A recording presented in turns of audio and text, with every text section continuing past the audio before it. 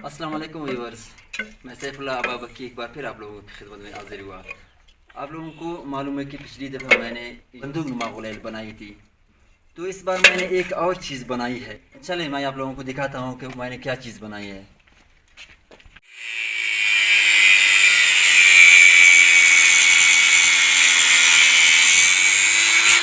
वाह सर भाई, sir sir.